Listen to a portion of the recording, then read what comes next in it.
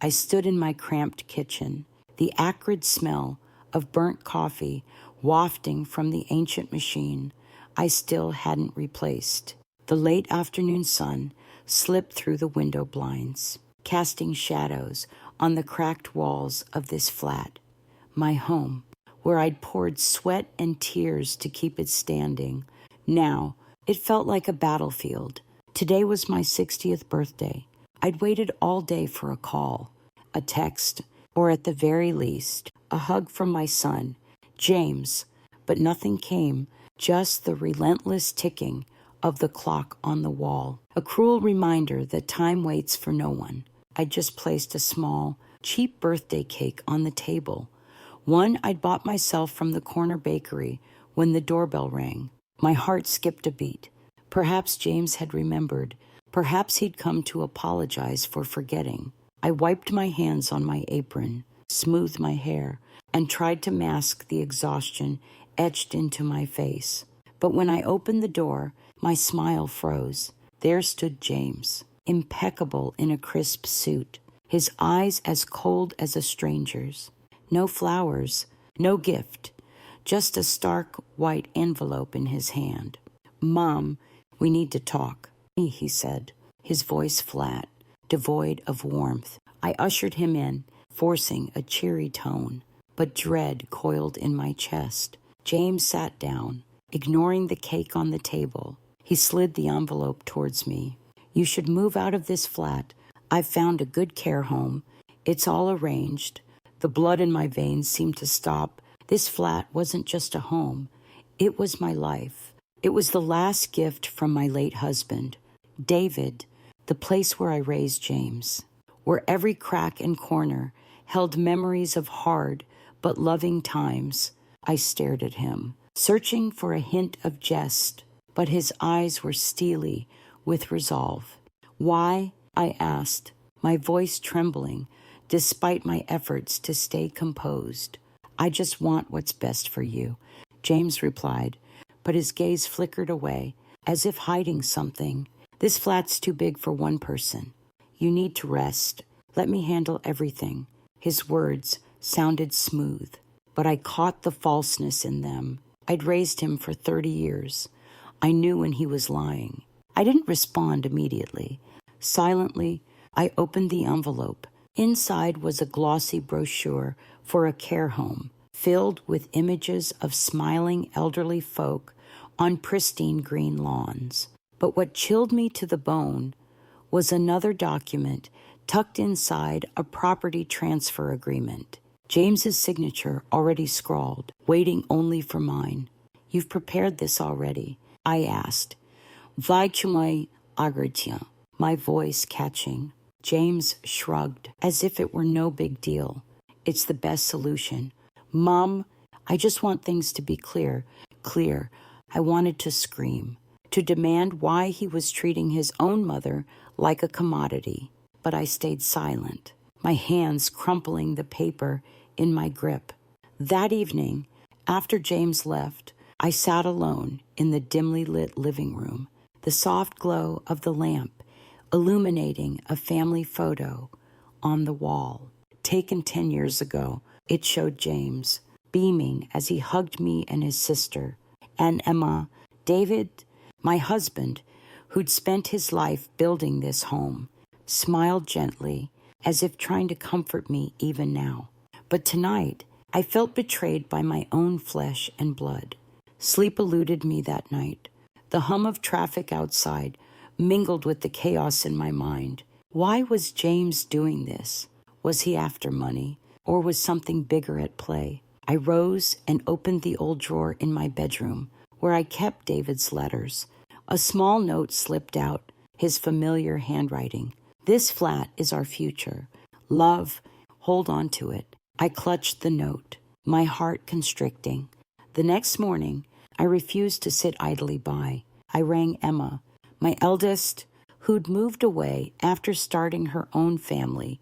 "Mom, I heard James mention something about selling the flat," she said over the phone, her voice laced with worry. "He said you agreed, but I didn't believe him. What's going on?" I recounted everything, And Emma's tone grew sharp. Mom, I overheard James talking with some people about dividing assets. I think he's hiding something from you. Her words cut like a knife. I began rifling through the flat, searching for clues. In a pile of old papers, I found an odd receipt tied to a property company James had once mentioned. The name sent a shiver down my spine. It matched the one on the transfer agreement. James wasn't just trying to move me out. He was scheming to take the flat, the last piece of my and David's legacy. I sat down, my hands trembling, around a cold cup of tea. This flat wasn't just bricks and mortar. It was our heritage, our memories, my promise to David. Did James think he could push me out so easily? I gazed out the window, the early morning sun glinting off the city's high-rises, and a spark of defiance ignited. If James wanted to play this game, I'd play it my way, and I wouldn't let him win. I picked up the phone and dialed an old friend, a solicitor. Helen, I need your help, I said, my voice calm but resolute. It's about the flat and my son. As I hung up, I sighed. A surge of adrenaline coursed through me. James might think he held all the cards, but he didn't know his mother. I'd show him I wasn't someone to be pushed out of the game. I sat in the worn armchair in the living room, the soft glow of the table lamp illuminating the small wooden box on my lap.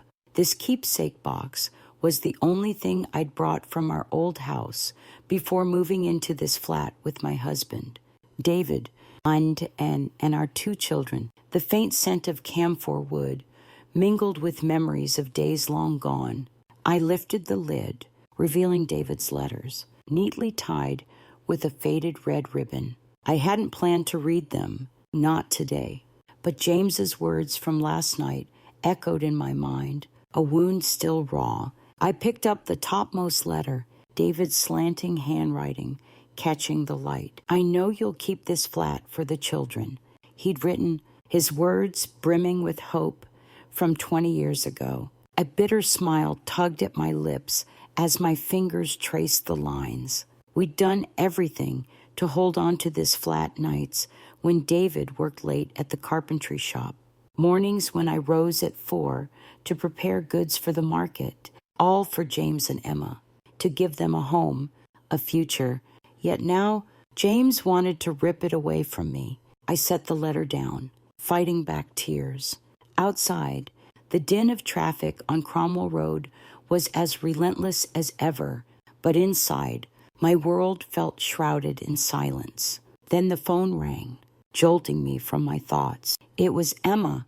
Mom, I just spoke to one of James's mates, she said, her voice urgent. They said he's been meeting with property investors. It sounds like he's promised to sell the flat to fund some project. Mom, he's not being honest with you. I gripped the phone, feeling the floor shift beneath me. James, the boy I'd held through feverish nights, the son I'd sacrificed everything for, was scheming behind my back. I wanted to call him, to scream and demand why, but I knew that would solve nothing. He wasn't the lad who once clung to my hand at the Christmas market anymore. I stood and walked to the old bookcase in the corner. A small frame photo sat half hidden among dusty books, its glass clouded with grime. It was a snapshot from a New Year's celebration when James was 18. Emma stood beside me, beaming, while James had his arm around David, his eyes sparkling with joy. I wiped the dust from the frame, as if touching a past I could never reclaim. Then, a faint noise from James's old bedroom, where he'd left a few belongings after moving out, made me jump. I stepped into the room, now musty and cluttered with cardboard boxes. I hadn't meant to snoop, but suspicion drove my hands before my mind could protest. In one box, I found a stack of documents bearing the logo of the property company from the receipt I'd seen before. My heart pounded as I flipped through the pages. It was a detailed plan, my flat, valued and divided into portions for investors. James's signature was scrawled at the bottom, alongside a handwritten note. Finalized by next month. I sank to the floor, hands trembling as I clutched the papers. The room seemed to spin, the musty air suddenly stifling. James wasn't just pushing me out. He was planning to sell his father's legacy, the home David had spent his life building. I remembered the nights David stayed up late, sketching designs for this flat, dreaming of a place where our family would always be together. Now, it was just numbers in James's scheme. Madvin Cree, Ansasagshi, Bagshin and say, the living growing harm. I grabbed my phone and texted Emma. You were right. I found proof, she replied instantly. Mom, I'll come home this weekend. We need to talk in person. Don't do anything rash. Okay, but I wasn't sure I could wait. Anger surged within me, underpinned by a deeper, aching pain. I'd given my life for James, and he was treating me like an obstacle. I glanced at the keepsake box, David's letter still resting there, and Kyacherkolte, Sanganancho, Krank reminder. I grabbed a sheet of paper and a pen, not to write to James, but to make a list, steps to protect this flat, to preserve David's legacy. First, I'd meet Helen, my solicitor. She'd helped us with the property deeds a decade ago, and I knew she wouldn't let me face this alone. That night, I couldn't sleep. I sat by the window, gazing out at the street lit by neon signs. The distant call of a late-night vendor stirred memories of walks with David along this road, dreaming of a brighter future. I wondered what he'd think of James now. How much would it break his heart to know his son had betrayed us? As dawn broke, a new resolve settled over me. James might think he had everything under control, but I wasn't the frail mother he imagined. I wouldn't let this flat slip into someone else's hands, not for money, but because it was my promise to David. First, though, I needed to uncover the full extent of James's plan, and I knew who could help. I called Emma. Love, I need you home now. And please find out what you can from James's friend about what he's up to. I need to know everything. As I hung up, a strange sound came from outside the door, like footsteps pausing, then hurrying away. I rushed to check, but the hallway was empty. Only a small scrap of paper lay wedged beneath the door with a handwritten note. Be careful. Mom, someone's watching.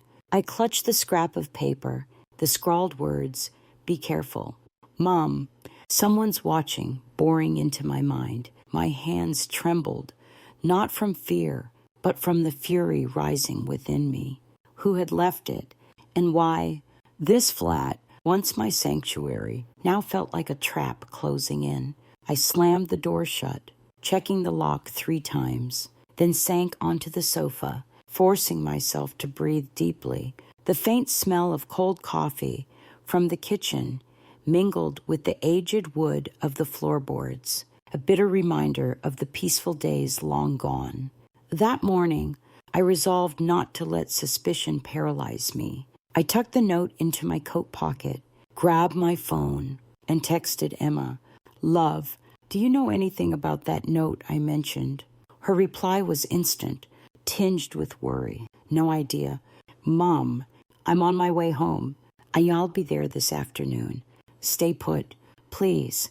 I nodded to myself, but deep down, I knew sitting still wasn't an option. I opened my creaky old laptop, the one James once mocked as ancient, but which I kept because it still worked.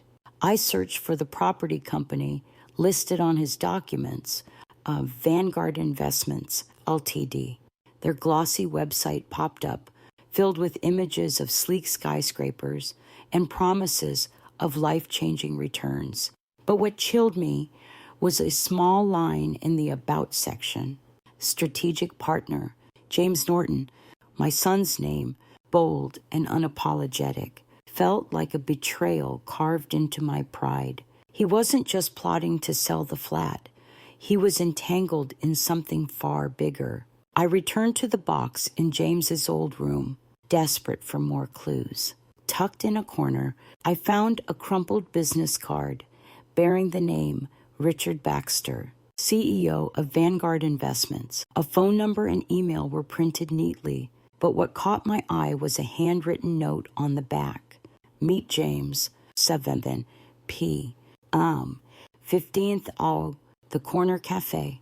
Today was the 11th, 4 days left. I gripped the card, feeling I'd uncovered a vital piece of the puzzle. By noon, I needed air, needed to think. I slipped on my favorite teal dress, the one I wore for New Year's, to keep a touch of tradition, and stepped out. Cromwell Road buzzed as always, with honking cars, street vendors, and the tang of exhaust fumes. I walked to the bubble tea shop nearby, where I used to take James and Emma as kids. Settling into my usual corner, I ordered a peach tea, but its sweetness couldn't mask the bitterness in my heart. Then I saw James, not in the shop, but across the road, stepping out of a sleek black car. He wore a tailored suit and sunglasses, looking nothing like the boy who once tugged my hand for candy floss at the fair. Beside him was a middle-aged man, imposing, with a leather briefcase. I recognized him instantly, Richard Baxter. From the business card, they entered the Corner Cafe, just meters away. My pulse raced. I wanted to storm over and confront James, but reason held me back. I needed more. I beckoned the waiter, feigning casual curiosity. Is that Corner Cafe across the road busy? I was thinking of popping in. He grinned. Oh, it's packed. Ma'am, bigwigs meet there all the time. Word is, they're always talking deals worth millions. His offhand remark was like fuel on my anger. I paid, stood, and did something I'd never imagined. I decided to follow my own son. From a distance, I watched through the cafe's glass front. James and Baxter sat in a secluded corner, deep in animated conversation. James smiled that smile I once cherished, but now it sent a shiver through me. It wasn't my son's smile. It was the grin of a schemer. I saw Baxter hand James a folder, and James nodded, clearly pleased. I wanted to barge in, to shout, but the note from that morning flashed in my mind. Someone's watching. Was someone watching me, too? I returned home, my heart heavy. Emma arrived that afternoon, enveloping me in a warm hug and carrying a bag of homemade mince pies we used to bake together for Christmas. Mom, I got some answers, she whispered as we sat in the kitchen. James's friend said he's in debt, a big one. Apparently, deposits greikam hierbei. Sado concret, ankerkor, say,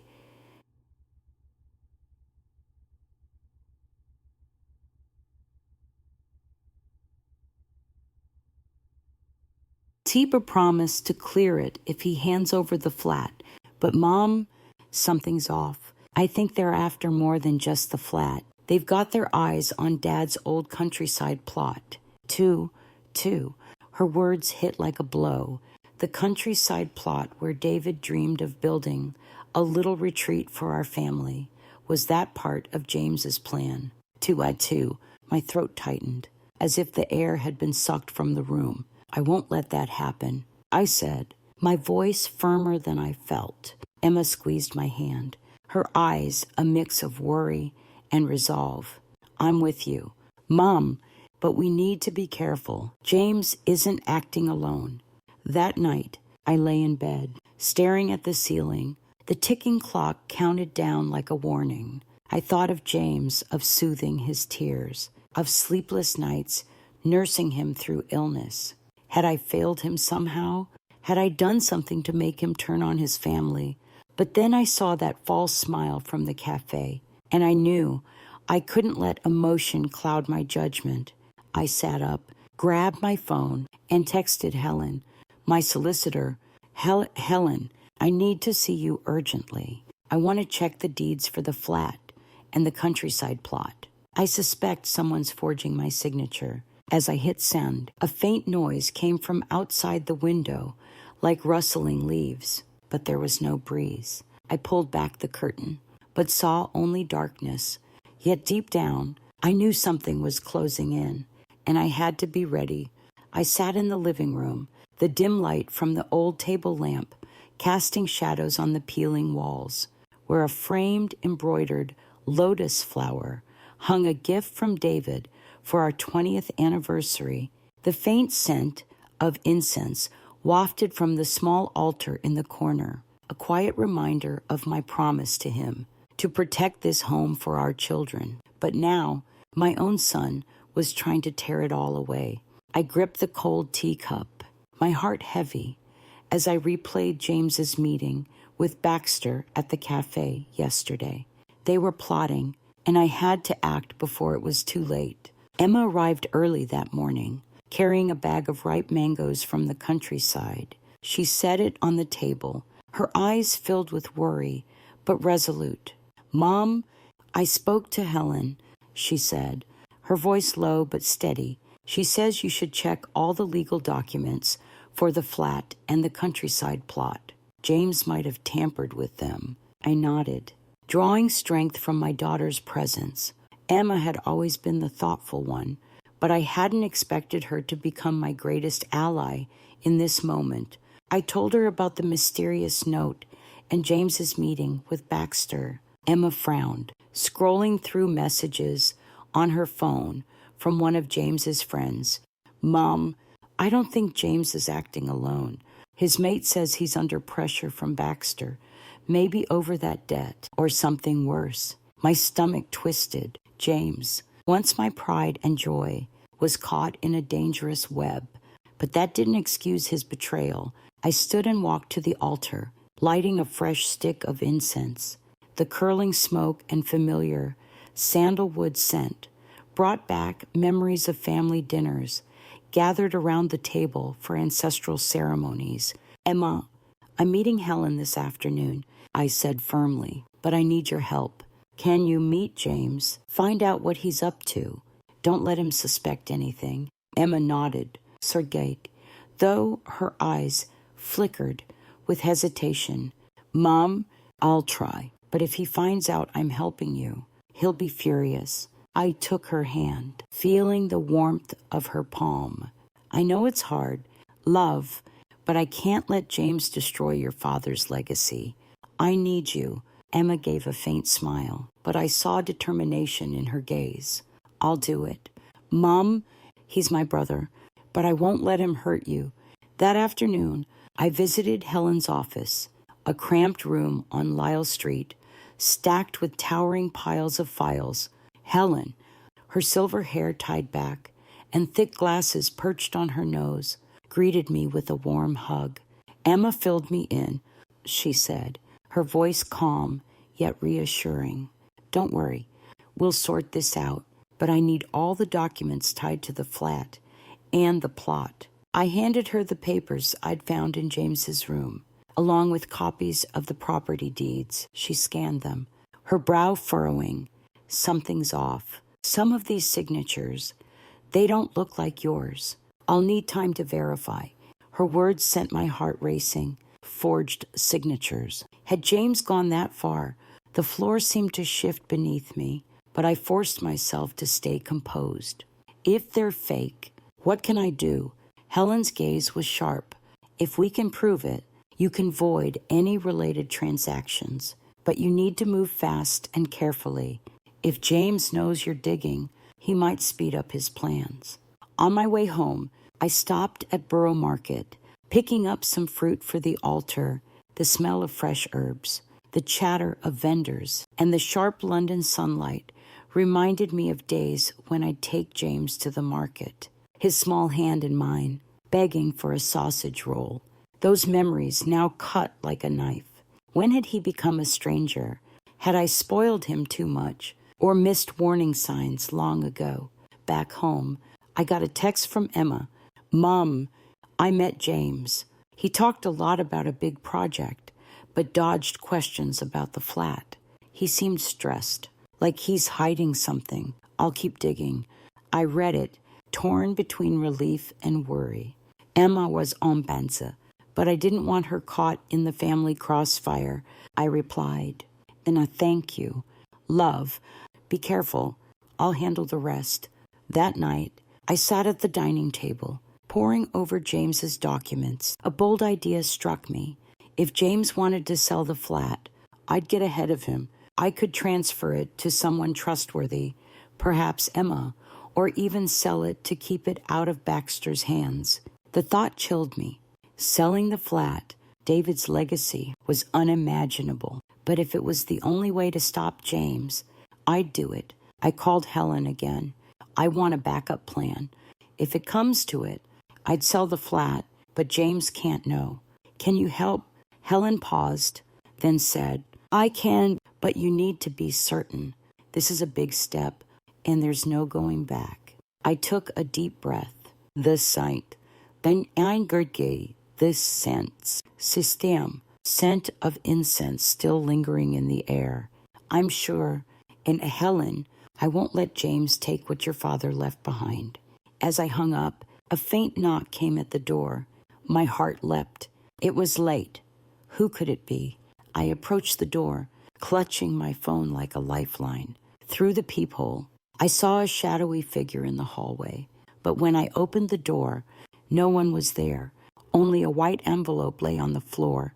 No sender's name. I Tatoraichi. I picked it up, tore it open, and found a single sheet inside with a chilling message. Don't sell the flat. They know what you're doing. I stood frozen by the door, the white envelope crumpled in my grip. The words, don't sell the flat.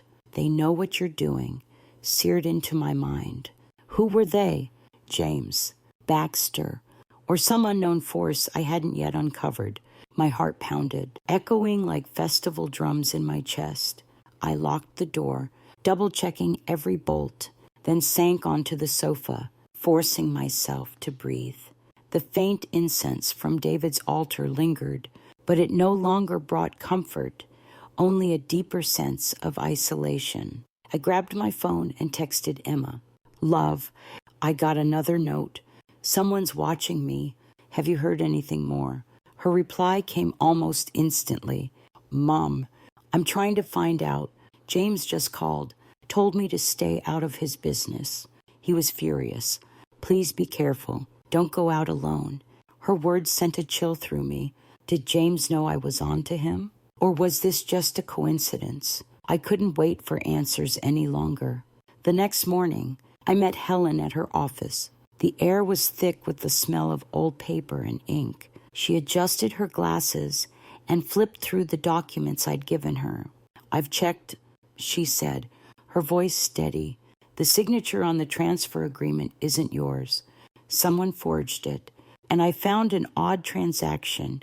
James signed a preliminary deal with Vanguard Investments, but it's not legally binding yet. If you act quickly, you can stop it. I nodded, a weight lifting from my shoulders, only to be replaced by another. Helen, I want to sell the flat, not to James or Vanguard, but to someone I trust. Maybe Emma. I need to protect this asset before James does anything. Helen looked at me, her eyes a mix of surprise and concern. Are you sure? Selling is a big step. If James finds out, he won't let it go quietly. I know it. I replied, angry highs a great gaze, my voice resolute. But I can't let him steal David's legacy. I have to do this. Helen nodded, pulling out a stack of forms. All right, I'll draft the papers to transfer it to Emma, but you need to talk to her first. Make sure she's on board, and keep it quiet. If James or Baxter get wind of this, they'll try to stop you. On my way home, I stopped at the market, picking up fresh fish and greens to maintain a sense of normalcy. The vendor's calls, the smell of fish sauce and banana leaves. reminded me of days when the family made mince pies together. But today, those memories felt hollow. Every step I took felt watched, as if eyes followed me. I glanced back several times, but saw only the bustling crowd, nothing out of place. Or was I imagining it? At home, I called Emma. Love, I want to transfer the flat to you. I don't want James or anyone else to have it. Will you agree? Over the phone, I heard her take a deep breath. Mom, I don't want the flat. I just want our family back. But if this is the only way, I'll do it. Let me talk to Helen. I sensed her reluctance, but also her support. She was torn between love for me and loyalty to her brother. That afternoon, I started my plan. I contacted an old friend, Tom Ichowski. I's a trustworthy estate agent. I need to sell the flat, but it has to be discreet. I said over the phone, keeping my voice low. No one can know, not even James. Tom agreed, promising to find a suitable buyer, but warned the market's tricky right now. If Vanguard's got their eye on your flat, they won't let it go easily. His words unsettled me, but I couldn't stop. I began packing personal items, things I couldn't bear to leave behind if I had to go. Each piece, the ceramic vase David bought at a country fair, the tablecloth Emma embroidered, carried a memory. I wrapped them carefully, as if packing away my life. But as I sealed a box, I heard footsteps in the hallway, slow, deliberate, as if trying not to be heard. I switched off the light and crept to the door, peering through the peephole. No one was there, but when I opened it, another envelope was taped to the door. I tore it open, my hands shaking. Inside was a note. You're going the wrong way. Stop, or there'll be consequences. My heart stopped. This wasn't a vague warning anymore. Someone knew exactly what I was doing, and they wanted me to stop. I called Helen immediately. I got another threatening note. I think James or Baxter is behind it. Her voice was grave. Don't panic. I'll involve the police if needed. For now, stay safe. Don't be alone tonight. Go to Emma's. I agreed. But I knew I couldn't hide forever. I needed to face James and uncover the truth. That evening, as I prepared to leave, my phone rang. It was James. Mom, I need to see you. Tonight, at the corner cafe, I've got something important to say. His voice was calm, but I caught a hint of strain. I wanted to refuse, but part of me needed to know what he'd say.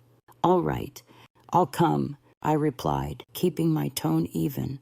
But as I hung up, a chill ran down my spine. Was this meeting a chance to learn James's plans, or a trap waiting to spring? I stood before the mirror, adjusting my deep plum dress, the one David always said made me look a decade younger. But today, the reflection showed worry lines I couldn't hide. I was preparing to meet James at the corner cafe, but his words, "I've got something important to say," echoed in my mind, their meaning unclear. Was it an apology or another ploy? I took a deep breath. The faint scent of perfume from my collar, stirring memories of simpler days when our family was whole. I decided to cancel the cafe meeting, not out of fear, but because I wanted James on my turf, where I held the upper hand. I texted him, "James, I say, here ke, I can't go out. Come to the flat instead. I'm cooking dinner for the family." I deliberately used family to remind him of what he was betraying. His reply was curt. "Fine, I'll come. Is Emma coming?" I frowned, sensing he was probing. "Yes, Emma will be here," I responded, then called her to make sure she could make it. That afternoon, I prepared a meal like the old New Year's feasts, the aroma of fish sauce with garlic and chili, the sizzle of fried fish, and the vibrant green of stir-fried watercress recalled times when James and Emma bickered over the last bite, their laughter filling the air. But I knew tonight's dinner would be different. I placed a dish of braised pork, James's childhood favorite, at the table's center, a test to see if any trace of my son remained in him. Emma arrived first, bringing a bottle of lemonade and a worried look. "Mom, I don't think James will be honest," she whispered, peeling a mango at the table. "He called me this morning, told me to stay out of your business with him. He seemed off." I squeezed her hand, feeling her tremble. "I know, love, but tonight I need to see what he's thinking. Just act like everything's normal." When James arrived, his familiar knock no longer warmed my heart. He stepped in, immaculate in his suit, but his eyes avoided mine. "Mom, Inyama," he greeted, his voice flat. I smiled, gesturing for him to sit, trying to keep the mood of a typical family dinner. But as we gathered at the table, the air felt heavy, like a storm cloud loomed overhead. "James, try the pork. I made it just how you like it," I said, placing a piece in his bowl. He gave a faint smile but didn't touch his chopsticks. "Thanks." "Mom, not that hungry." Emma shot me a look, as if to say, "See, he's hiding something." I took a breath, deciding to cut to the chase. "James, you told me to move to a care home the other day. Be honest with me. Why do you want me out of this flat?" James set his chopsticks down, a flicker of anger in his eyes, quickly suppressed. "Mom, I've said it before. I just want what's best for you. This flat's too big for you alone. I'm worried. That's all." His words were smooth, but I heard the falseness. Emma cut in, her voice sharp. "James, stop dodging. What are you doing with the flat? You think I don't know about your meetings with Baxter?" The room tensed like a taut string. James turned to Emma, eyes narrowing. "This doesn't concern you." "Emma, it's between me and Mom." Heat rose to my face. "James, don't talk to your sister like that. This flat isn't just mine. It's our family's. Your father gave his life to keep it. You think you can decide its fate alone." James slammed his hand on the table, rattling the dishes. "Mom, you don't get it. I'm trying to protect this family. You think I want money. You're wrong." His voice shook, but I couldn't tell if it was sincerity or an act. Emma stood, pointing at him, then explained. "Why are you signing papers with Vanguard? Why are you pushing Mom out?" James went silent, his lips pressed tight. I studied him, searching for the boy who once clung to me, crying after being bullied, but saw only a stranger. "James," I said, my voice low but firm, "if you don't tell the truth, I'll find it myself, and you won't like what I do next." He met my gaze, his eyes a mix of anger and fear. He stood, shoving his chair back. "Do what you want. Mom, but don't blame me if things go too far." He stormed out, leaving the meal cold and the air stifling. Emma grabbed my hand, her eyes welling up. "Mom, I'm sorry. I didn't think he'd be like this." I shook my head, fighting tears. "It's not your fault, love. I'll handle it, but I need you with me." Emma nodded, though I could see her torn between love for me and pain for her brother. That night, I couldn't sleep. I sat by the altar, gazing at David's photo, seeking his guidance. I thought of the threatening notes, James's plans, Andy, and my decision to sell the flat. I'd spoken to Tom, who said he'd found a potential buyer, but needed my signature soon. I knew it was a risky move, but I had no other choice. As I prepared for bed, my phone buzzed. A text from an unknown number. "Stop seeing the lawyer. You'll regret it." My heart raced. Someone was tracking my every move. And this time, the threat wasn't just about the flat. It was aimed at me. I sat in the darkened living room, the faint glow of the table lamp casting shadows on the embroidered lotus painting hanging on the wall. The text message, "Stop seeing the lawyer. You'll regret it," burned in my mind like a warning etched in stone. My fingers cold and clammy, gripped the phone as I tried to draw courage from the lingering scent of incense from David's altar. But the silence of the flat, once filled with our family's laughter, now felt like a siege. Someone knew my every move, and I had to find them before it was too late. The next morning, I called Helen, my voice trembling as I told her about the message. Helen, I think I'm being watched. They know I've met you, know I'm planning to sell the flat. She paused, then said, stay calm. I'll get the police to trace that number. But for now, bring every document related to the flat and the countryside plot to my office.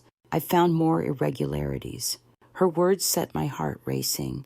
Irregularities.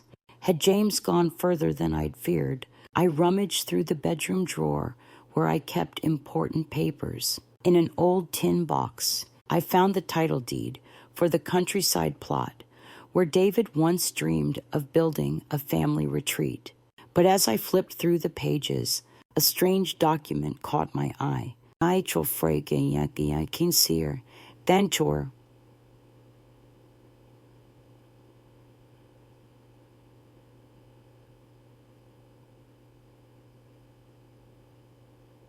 To copied loan agreement bearing James's signature and Vanguard Investments seal. The amount staggered me, $80. No answer and nonce. Was James in debt for that much? And why was this in my box? I held the paper, hands shaking, feeling the floor give way beneath me. The camphor scent of the tin box mingled with memories of David and me meticulously reviewing property papers. Now, my own son had turned those memories into a dangerous game. I snapped a photo of the agreement and sent it to Helen with a message. Found this. James owes Vanguard money. Is it connected? Helen called back immediately. I've checked it. The agreement looks dodgy. James's signature is real, but the terms are suspicious. It seems Vanguard is using this debt to pressure him into handing over the flat and the plot, but I suspect someone else is pulling the strings. Be careful. Don't let James know you found this. Her words sent a shiver through me. Someone else. Who could manipulate James like this?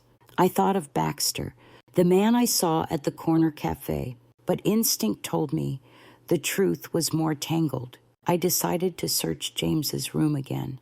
Freddie. Though it pained me to do so, beneath a pile of old clothes in his wardrobe, I found a small USB stick labeled VP Project. My pulse quickened as I plugged it into my laptop. The USB held emails between James and Baxter. I scrolled through, fighting back anger with each line. James promised to handle Mom to deliver the flat on time. Baxter's replies were cold. You know the consequences if you fail. Don't make me remind you. But the final email stopped me cold. It wasn't from Baxter, but an unknown address. Don't let her sell the flat. If necessary, we'll make her stop. Attached was a photo of me at Borough Market, oblivious to being watched. I slammed the laptop shut. The air in the room suddenly thinned. Someone wasn't just aware of my plans. They were tracking my every step. I glanced out the window. London's bright sunlight, now cold and uninviting. The hum of traffic on Cromwell Road faded against the thud of my heartbeat. I texted Emma. Love, I found proof James is being pressured, but someone else is behind it. Be careful. Don't meet him alone. Emma replied instantly. Mom, I'm at Helen's. Stay with me tonight. Don't be alone. I agreed. But before leaving, I checked the flat. I inspected every room, window, and lock, searching for anything amiss. In the bedroom wardrobe, I found a strange handbag not mine. Inside was another set of documents with a handwritten note delivered to Baxter after she signs. I flipped through and froze. They were forged ownership papers for the flat, with my signature expertly mimicked. I key art. I photographed everything, sent them to Helen, and hurried out. On the way to her place, I couldn't stop glancing over my shoulder, feeling followed. At a junction, I spotted a familiar black car, the one James had stepped out of at the cafe. I told the cab driver to take a different route, my heart pounding. I didn't know who I was running from, but I knew I couldn't stop. At Helen's, I handed over the new documents. She shook her head, her voice grave. This is bigger than I thought. James isn't just being pressured. He's being used. But the real puppet master, I suspect it's someone bigger than Baxter. You need to decide, go through with selling the flat, or confront James directly. I looked at Emma, sitting beside me, her eyes red. I wanted to protect my daughter, but also to save my son, if he could still be saved. That night, as we prepared to leave Helen's, my phone rang. An unknown number. I hesitated but answered. A low, chilling male voice said, "Don't try to sell the flat.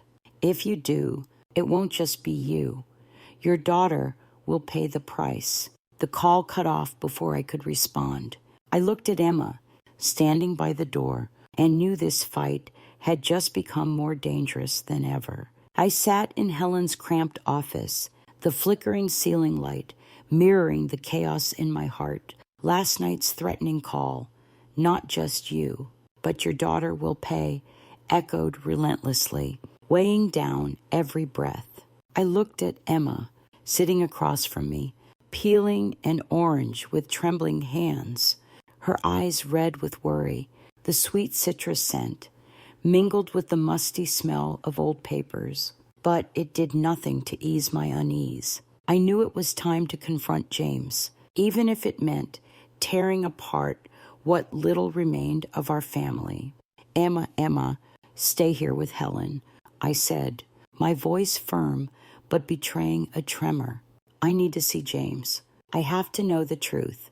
Emma grabbed my hand, her eyes pleading. "Mom, it's dangerous. Let me come with you." I shook my head, squeezing her hand tightly. "No, love, this is between me and James. I don't want you caught in the middle," Helen interjected, her tone stern. "If you go, take a recorder and call me if anything feels off. I've contacted the police about that threatening number." I nodded, feeling like I was heading into a battle I might not win. On the way home, I stopped at the market, picking up incense and chrysanthemums for David's altar. The familiar bustle of London exhaust fumes. Vendors' calls reminded me of days when the family shopped together, James clinging to my hand, begging for a pasty. Now, Vomis secrets amarguarques, those memories cut like a blade. I texted James, "Come to the flat tonight. We need to talk, just us." His reply was brief. "Okay, I'll come." The curtness hid a trace of tension. I got home and prepared a simple meal, sour fish soup. James's old favorite, a final attempt to reach him. But deep down, I knew this dinner would be anything but easy. When James arrived, night had fallen. His familiar knock rang hollow. He stood in the doorway, impeccable in his suit, but with weary eyes, as if fighting an inner war. "Mom," he greeted softly, avoiding my gaze. I gestured to the table. "Sit, love. I made your favorite soup." He sat, but didn't touch the food, staring at the steaming bowl with an unreadable expression. I didn't mince words. "James, I know what you're doing with the flat. I found the loan agreement, your emails with Baxter, and the forged papers with my signature." I pulled the USB and photocopied contract from my bag. Placing them on the table, James paled, his knuckles whitening around the chair. You went through my things." His voice shook, more with anger than regret. "You left me no choice," I replied, struggling to stay calm. "Tell me, why are you doing this? You're in debt, aren't you? But why sell the flat? Why lie to me?" James shot up, pacing the living room, hands raking through his hair. You don't get it. Mom, I didn't want this, but I had no choice. Baxter, he's forcing me. If I don't hand over the flat, they'll ruin me. I stared at him, searching for the boy I'd raised, but saw only a man cornered. James, you think I'll let you destroy your father's legacy? You think I'll let you push me out? My voice rose, despite my efforts to keep it steady. James turned, eyes red. Mom, I'm not trying to push you out. I'm trying to save myself. But you're making it worse by meddling. His words hit like a blow. I stood, stepping closer, locking eyes with him. Save yourself. By betraying me. By selling what your father spent his life protecting. James, tell me who's behind Baxter. Who's sending me those threatening notes? He flinched, stepping back, panic flickering in his eyes. You know about the notes. He muttered, as if he'd let something slip. You know who sent them, don't you? I pressed, voice sharp, moving closer. James turned away, but I saw his shoulders tremble. Mom, you don't understand. They're bigger than Baxter. I can't say. If I do, they'll... He stopped, as if terrified of his own words. I grabbed his shoulders, forcing him to face me. Tell me, James, I'm your mother. I'll protect you, but you have to tell the truth. He shook his head, pushing my hands away. You can't protect me. Mom, you don't know who you're up against.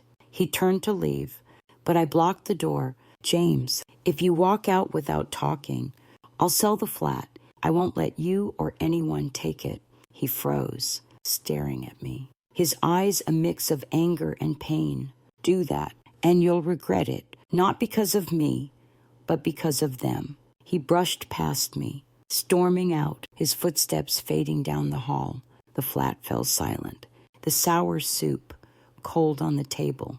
I sank into a chair, cradling my head, trying to piece it together. James was scared, not just of Baxter, but of a bigger force. I needed to know who. I texted Helen. James admitted he's being pressured, but someone else is behind it. Can you dig deeper? As I prepared for bed, a faint noise outside the window startled me. I pulled back the curtain, but saw only darkness. Then my phone buzzed a text from an unknown number. You've gone too far. No more warnings. My heart pounded, and I knew this fight had just entered a darker, more dangerous phase. I sat in the dimly lit living room, the faint glow of the table lamp casting a feeble light on the embroidered lotus painting. The latest message. No more warnings hung over me like a blade. I gripped my phone, fingers icy, trying to steady my breathing. The scent of incense from David's altar wafted through, but it only reminded me of what I stood to lose. James had stormed out after a confrontation last night. His words, "You don't know who you're up against," forcing me to realize I could no longer hesitate. The next morning, I called Tom, the estate agent. Tom, I've made up my mind. Sell the flat now, but keep it quiet. I want it transferred to Emma. His voice crackled with concern. I've found a buyer, but you need to sign today. If we delay, Vanguard might interfere. I agreed to meet him that afternoon at Helen's office. I knew this decision would change everything, but I had no other choice. At Helen's office, I brought the deeds for the flat and the countryside plot. The air was thick with the smell of ink and old paper, stirring memories of signing the flat's purchase with David. Helen flipped through the documents, nodding. I've prepared the transfer papers for Emma. But are you sure? Selling this flat, it's letting go of yours and David's memories. I swallowed hard, fighting tears. Helen, I don't want to, but I have to protect what David left behind. James can't have it. Tom arrived with the buyer, a middle-aged woman named Sarah, unassuming, but with sharp eyes. She agreed to buy the flat above market value, but insisted the the deal close within 2 days. I don't like delays, she said coolly. I nodded, signing the contract, my hand trembling as if I were signing away a piece of my heart. When Helen handed me a copy, I stared at my signature, wondering if David would forgive me. Word of the sale spread faster than I'd expected. That evening, Emma called, her voice panicked. Mom, James knows. He just rang, yelling that you betrayed him. He's on his way to the flat. My blood ran cold. I glanced around, my eyes landing on the family photo on the wall. James and Emma, David and me, our smiles now a silent reproach. I texted Helen. James knows I sold the flat. I'm worried he'll do something. James arrived soon after. Pounding on the door, I opened it to find him disheveled, eyes bloodshot. Mom, what have you done? He shouted, storming in, uninvited. You sold the flat. You think you can outsmart me and Baxter. I stood tall, forcing calm. James, I did what I had to. You betrayed me, betrayed your father. I won't let you destroy this legacy. He gave a bitter laugh, but his hands shook. You don't get it. Mom, you think selling it ends this. They won't let you off that easily. You've made everything worse. I stepped closer, locking eyes. Who are they? James, tell me, who's behind Baxter? Who's threatening me? He backed away, panic flickering in his gaze. Mom, I can't say. If I do, they'll kill me. His words froze me. Kill. I grabbed his shoulders, my voice breaking. James, you're my son.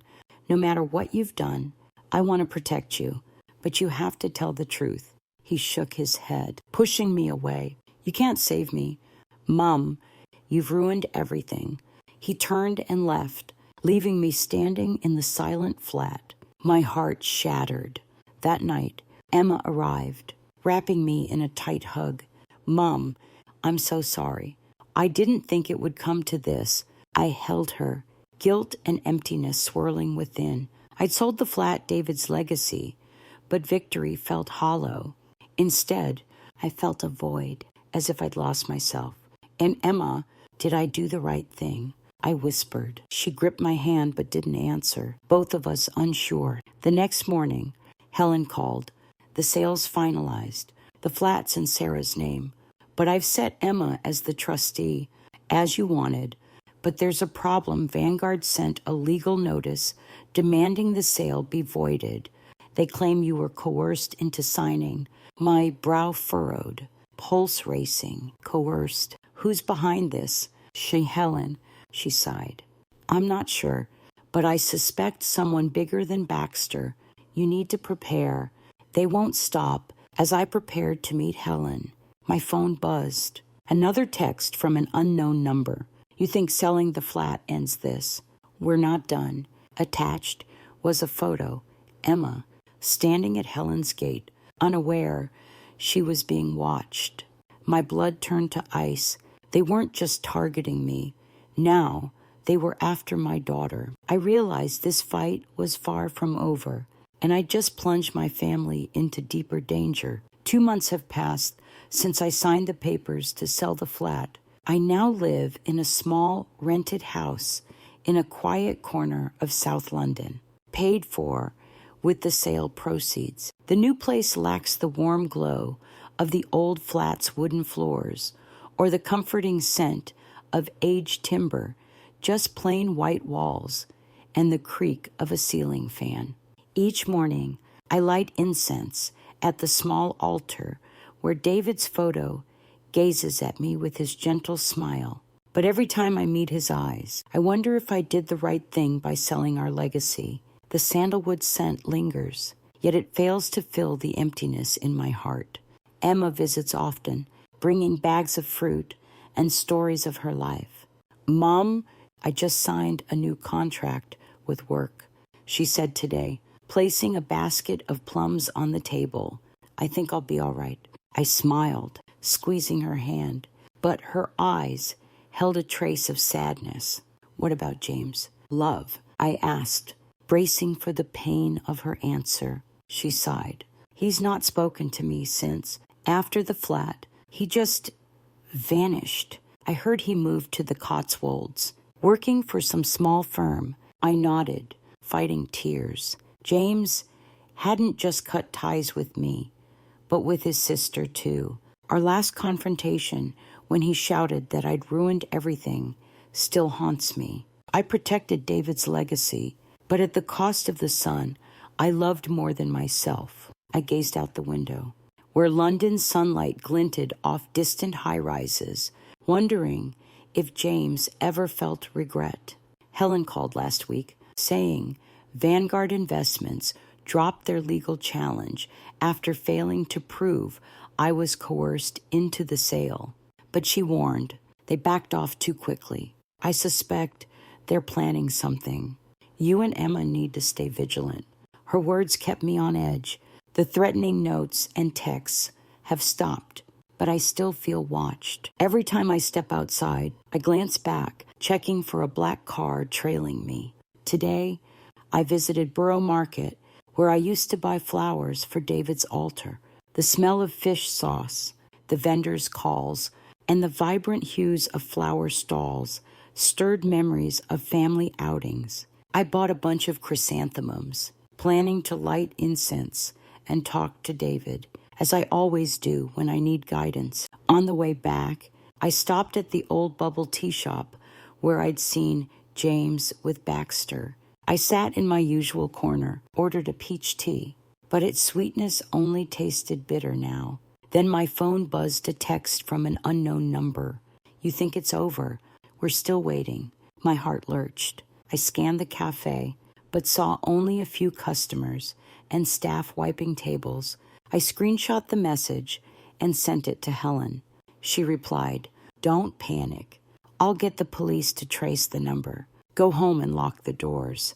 I left quickly, feeling invisible eyes on my back. At home, I secured every window and door.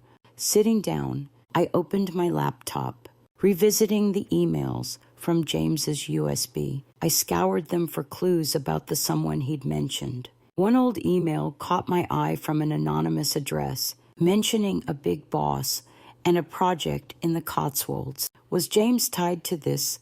I texted Emma, "Love, has James ever mentioned the Cotswolds? I think he's caught up in something bigger." Emma called back, her voice tense. "Mom, I spoke to one of his mates. James is working for a firm in the Cotswolds, but details are vague. There's a rumor it's linked to a major property investment group, maybe Vanguard, or someone bigger." My stomach churned. James wasn't just hiding. He was sinking deeper into a web I didn't fully understand. I looked at the altar, the fresh chrysanthemums still fragrant. "David, what do I do?" I whispered. I sold the flat to protect our legacy, but the true cost was clear. My family was broken. Emma stood by me, but James, the son I'd given everything for, was a stranger now. Could I still save him? Or was he lost forever? That night, I lay in bed, the ceiling fan's hum steady but cold. I thought of the days when a young James hugged me, promising to look after me when he grew up. Those promises were gone. Yet, deep down, I clung to hope he could change. I texted Helen, "I want to find James. I need to know what he's doing. Can you help?" As I drifted towards sleep, a faint noise at the door jolted me awake.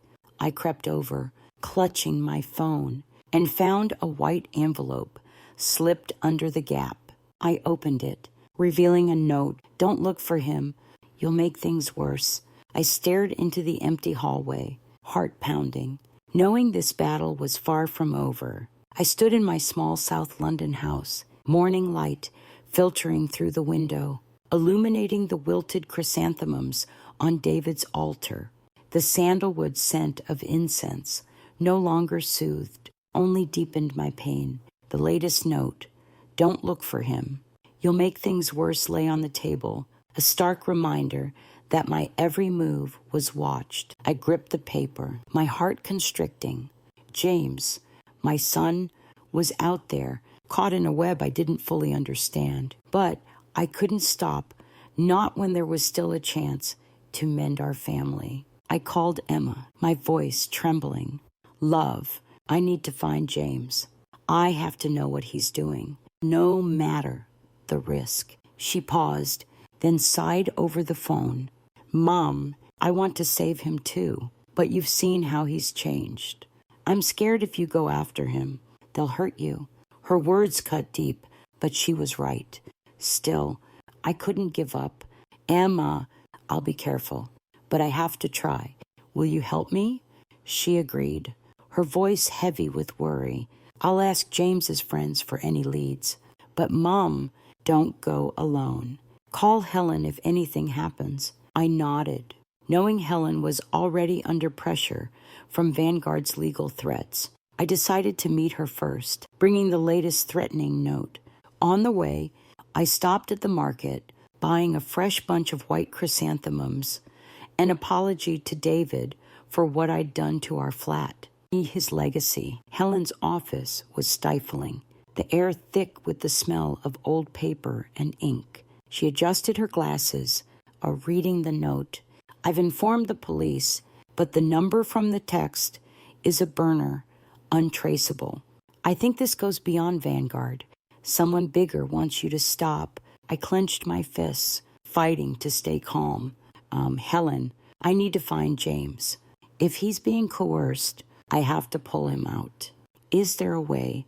She sighed, pulling out a sheet of paper. I have an address for a company in the Cotswolds where James is supposedly working, but I urge you not to go alone. I can come with you or hire an investigator. I shook my head.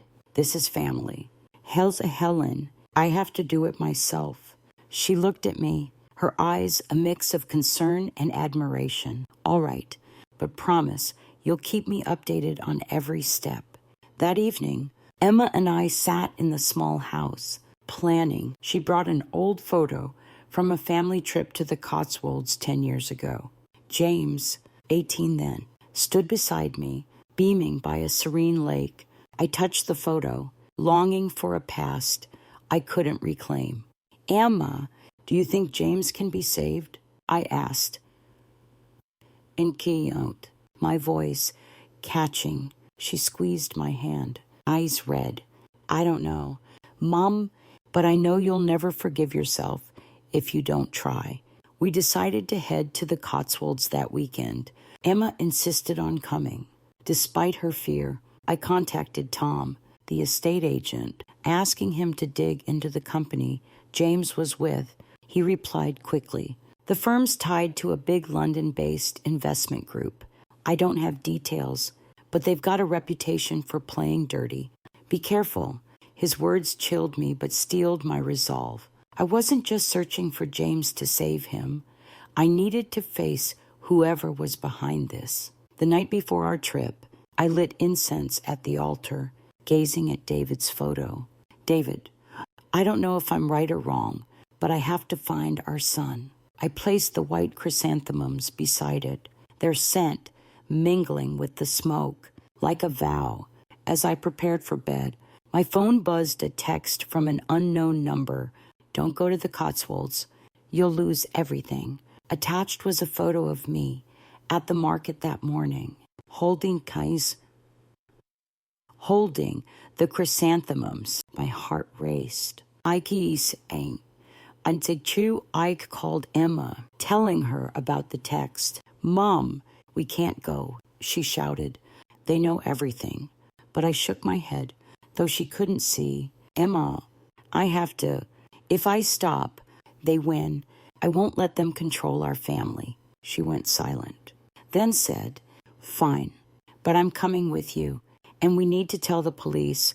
The next morning, Emma and I boarded a train to the Cotswolds. The rolling hills passed by the window, but their beauty felt distant. Each curve of the journey reminded me of James, of days when we laughed together on these roads. I held Emma's hand, drawing strength from her warmth, vowing to stay strong. But at a rest stop, my phone rang. Helen, I just got word. James isn't in the Cotswolds. That company's a front. I'm worried he's being held somewhere. You need to come back now. Her words hit like a thunderbolt. I looked at Emma, her eyes wide with panic. James wasn't there. Where was he? Who was holding him? I knew the choice to keep going or turn back would shape our family's fate. But before I could respond, my phone buzzed again. A text with a photo of James, looking gaunt, and a message, turn back, or he won't get another chance. I sat beside Emma in the car, watching the Cotswolds hills fade into the evening mist through the window, the image of James gaunt, eyes shadowed, and the words, turn back, or he won't get another chance haunted me. My hand gripped the phone, as if it were the last thread tying me to my son. Emma squeezed my hand, her eyes brimming with worry. Mom, we have to go back, she whispered, her voice trembling. James is in danger. I nodded. The crisis scheme. Daken by Trottier.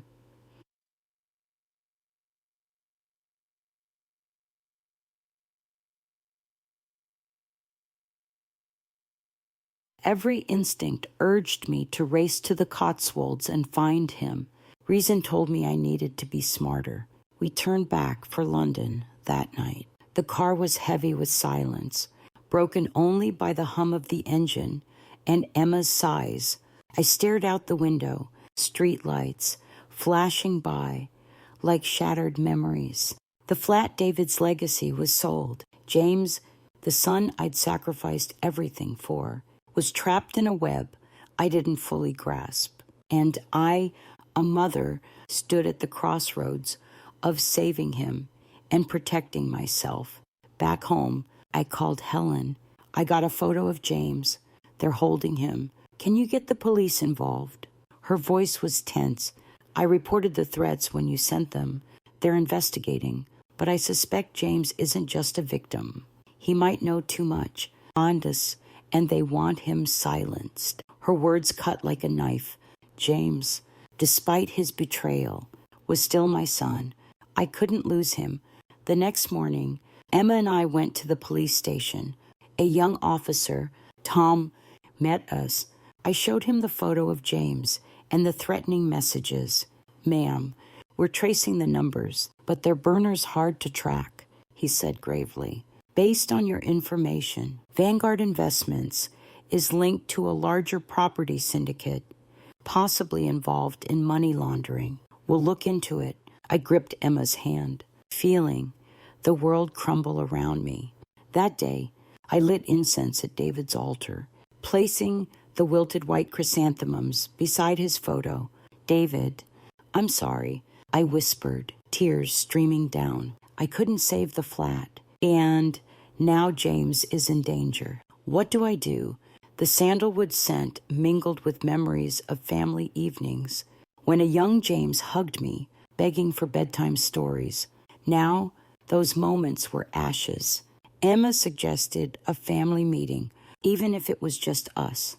Mom, we need to talk about this. I don't want to lose James. No matter what he's done, I agreed. And we invited a few relatives who'd known our family through its hardest days. The gathering took place in my small house with a simple meal, sour soup, braised fish, and stir-fried greens. The familiar aromas recalled New Year's feasts, but the mood was far heavier. Aunt Clara, David's younger sister, spoke first. You were right to sell the flat to protect David's legacy, but James is your blood. You have to find a way to save him. Uncle Ben, her husband, nodded. I know someone in property. They say Vanguard is just the tip of the iceberg. There's a bigger player behind them, but no one dares name them. My heart tightened. James wasn't just coerced. He was entangled with a force larger than I'd imagined. After the meeting, I felt a flicker of hope. My family, fractured as it was, stood by me, but as they left, Tom called. We found James. He's in an abandoned warehouse on the outskirts of London. We're planning a raid, but don't come. It's too dangerous. I hung up, hands shaking. I wanted to rush there, but Emma held me back. Mom, let the police handle it. Going now will only make things worse. That night, I couldn't sleep. I sat by the altar, staring at David's photo, questioning if it was all worth it. I'd sold the flat to save his legacy, but the cost was a broken family. James, despite his wrongs, was still my son. If the police saved him, could I forgive him? Could he come back to us? Or were the cracks in our family too deep to mend? The next morning, Tom called again. We've got James at the station. He's safe, but won't talk until he sees you. Relief flooded me, tinged with dread. James wanted to see me. Was it to apologize or to blame me again? I prepared to go, my heart a tangle of hope and fear.